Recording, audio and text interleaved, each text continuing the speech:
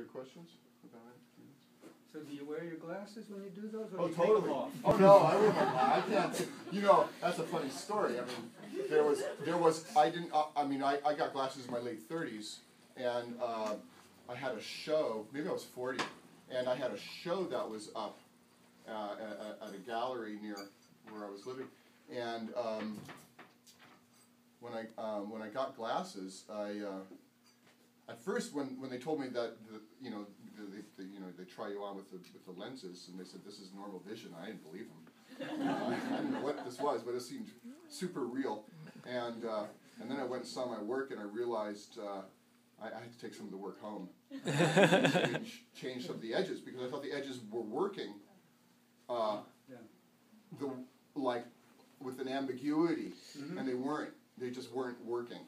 And I realized that some friends who had come over and given me a bit of a critique, they were right, you know. So I took the work home in the middle of the show for a few days, and I had to change the edges. And I live in Colorado now, and I actually haven't found that sense of rapport, even though it's a lovely, it's beautiful, and the light's great, and you know, nice space, mountains, I mean, right, all those pieces, but it hasn't really been something for me to just settle into as a motif.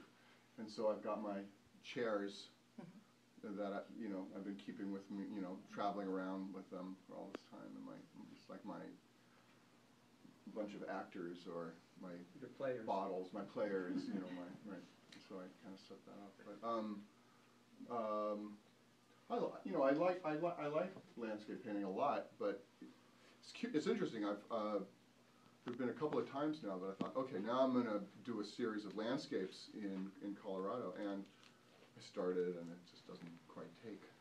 But there's also something about, I mean, it's nice to just kind of huddle up in your studio, and it's like no one's going to bother me, and I can just, you know, close the door, put on the music. And you could do that outdoors, but it's not quite the same, you know. Are you surprised sometimes when you start a painting, the questions that show up that reveal themselves that you weren't expecting? Oh, totally. Oh, yeah. I mean, what's interesting is, you know, over the years, finding repeated kinds of questions, like, oh, those questions are coming up, but they show up in ways that are surprising, like how the red ended up playing with the space. I didn't know that was going to happen. It just sort of appears, and it's like, well, that's starting to work, and I'm interested in that. You know, something that didn't work once before is now opening. Or it's a new. No, it's just working in a new form. It's coming about in a different way that I didn't quite expect. Like, I mean, there's that series of sunflowers, and I basically knew that I was going to go at them in those different ways, but even still, that middle one was very surprising, the way the color played, you know, out of the form, and the way the form comes and goes, and you know, and so These seem more settled. In what way? Work. In that they're more grounded for me. They're deeper belly. Okay. Yeah, there's certainly something about the placement of the vase on the table, and that kind of holding, grounding, the way that vase is on the table. Yeah. It's like atomized. What do you mean by atomized? You know, just atoms. Yeah. Oh, like breaking apart. Yeah. Yeah. The one in the middle compared to the blanket. Very totally.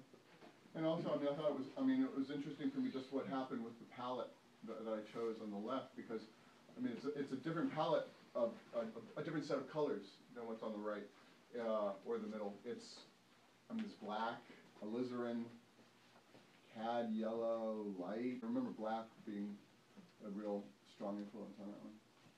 I'm wondering if I block both of the two paintings that give me all of the information to show it sitting on the table, grounded as the two of you are using that description, then I have a completely different experience with the painting in the center, and it seems like part of that is the influence of the risks that you have to take in your description, in your interpretation. I mean, the title of the show is Description, the Starting Point. So, and what you're telling us is that you don't always start Well, I'm working, no, I may be working, well, I'm not necessarily working and making a resolved, normatively realist painting first. I may be comfortable enough with the situation just to fool around, explore, and push the paint around and let something emerge that's wilder, I would say. Yeah. It seems like you move into some different approaches and modalities about your decision-making. Yeah, totally. And like, what you're saying is, you don't even start that specifically. You don't say, oh, I will paint the flowers. Oh, well, you can't, I mean, well, the specifics could be I'm gonna paint loosely or I'm gonna paint tightly. That's, Yeah, okay. yeah. And as I start that, I might change my mind, because, you know, there might be an energy that wants to go one way or the other that's different than what I thought where I was going, for sure. Yeah. But the kinds of decisions are different in terms of, I mean, formally, they've got to be.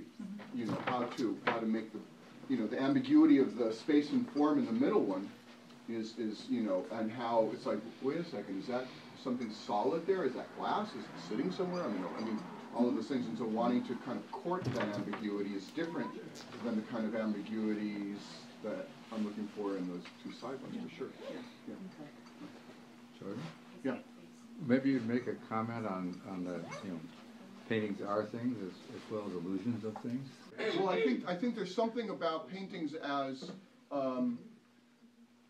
being functioning both as two-dimensional objects, as flat surfaces that we're looking at, as well as three-dimensional experiences that we're looking in, and that the way those two things are being put together, I think, is part of the magic for us of how a painting functions and what it, you know.